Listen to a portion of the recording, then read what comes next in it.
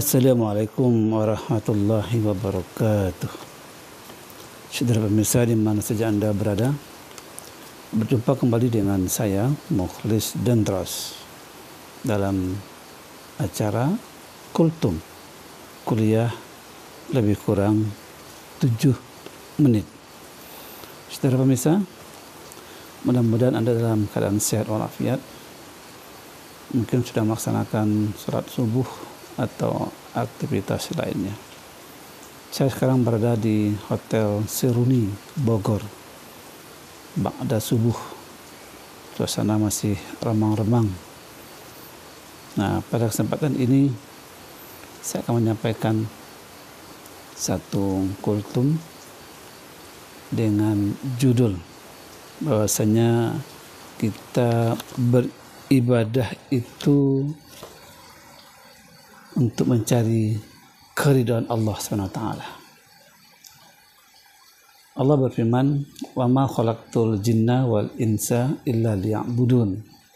Tidak aku jadikan jin dan manusia kecuali beribadah, mengabdi kepadaku. Jadi tugas kita di dunia ini hanya beribadah. Dalam seluruh aktivitas kita seharusnya bernuansa ibadah.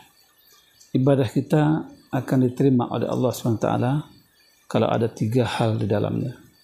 Yang pertama, ibadah itu niatnya ikhlas. Ama umiru illa liya'budullaha mukhlishina lahuddin.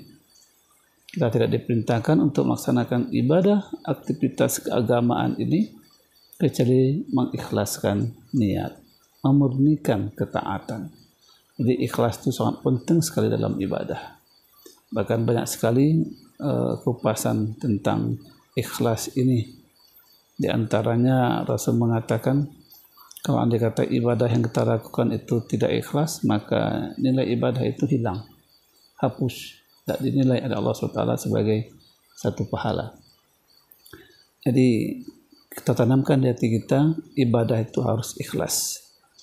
Yang kedua, ibadah itu ittiba'ur Rasul, yaitu mengikuti contoh teladan Rasulullah sallallahu alaihi wasallam. Nah, sallu kama ra'aitumuni usolli. Salatlah kamu sebagaimana kamu melihat aku salat. Jadi untuk ibadah salat saja Rasul mengajak kita untuk mencontoh beliau, apalagi ibadah-ibadah yang lain. Artinya seluruh ibadah kita harus mencontoh Rasulullah yang kita kenal dengan sunnah Rasul dan sunnah para sahabat, yaitu khulafaur rasyidin, kemudian tabi'in dan tabi'in, serta para ulama yang soleh yang mengambil rujukan dari sunnah Rasulullah sallallahu alaihi wasallam. Kalau ibadah yang kita lakukan tidak sesuai dengan sunnah Rasul, tentu ini sebuah penyelewengan ibadah. Yang ketiga, ibadah itu harus mencari ridho Allah. Ghayah, tujuannya adalah mardawatillah, mencari ridho Allah. Kita boleh beribadah itu apapun juga aspek ibadahnya mendapatkan ridho manusia, mungkin berupa sanjungan, pujian, hadiah, tepukan dan segala macam bentuk penghargaan. Tapi tujuan pertama ibadah itu adalah hanya ridha Allah. Kalau orang mencari ibadah karena mengharapkan ridha Allah, walaupun dia mendapat ridho yang lain dari manusia, itu merupakan bonus, katakanlah sebuah penghargaan yang dibayar tunai di dunia, sedangkan pahala nanti diberikan oleh Allah SWT di akhirat. Nah, ibadah yang kita lakukan itu harus tujuannya adalah mencari ridha Allah. Nah, ibadah itu kalau tidak mencari ridha Allah maka sia-sia. Seluruh aktivitas ibadah Allah mengajak kita untuk sesuai dengan yang dituntunkannya, hanya mencari ridha Allah SWT. Sampai firman Allah dalam surah Al-Baqarah ayat 272, "Wa ma tunfikuna illa ibtigha'a wajhillah." Janganlah kamu menafkahkan hartamu selain mengharapkan ridha Allah. Jadi untuk menafkahkan harta saja harus mencari ridha Allah. apalagi ibadah-ibadah yang lain. Apakah itu jihad, apakah itu membangun masjid, apakah itu mencari nafkah, dakwah, atau aktivitas lainnya.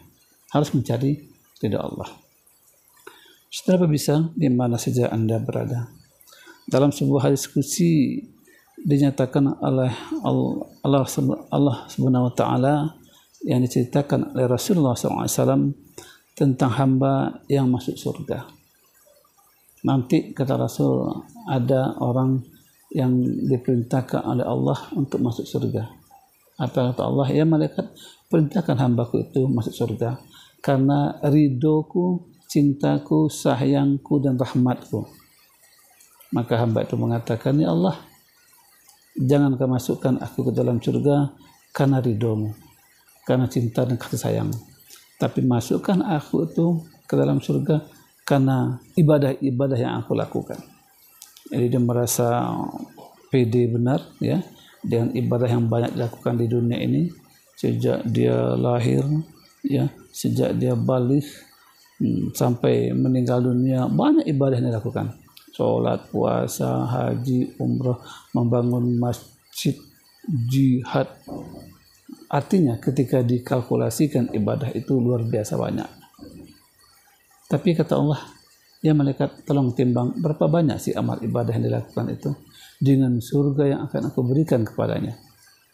Maka ketika ibadah itu ditimbang, tak seberapa dibandingkan surga yang akan diberikan oleh Allah.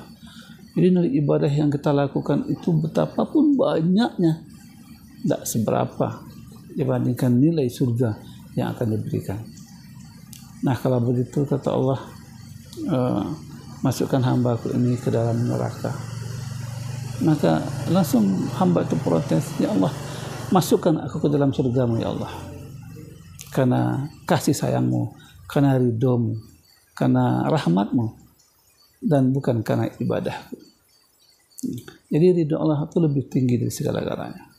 Nah, jadi kita itu akan masuk surga itu karena rahmat Allah, karena kasih sayang Allah, karena ridho Allah kepada kita, bukan karena ibadah kita. Tapi untuk mencari ridho Allah, kasih sayang Allah itu diantaranya dengan ibadah.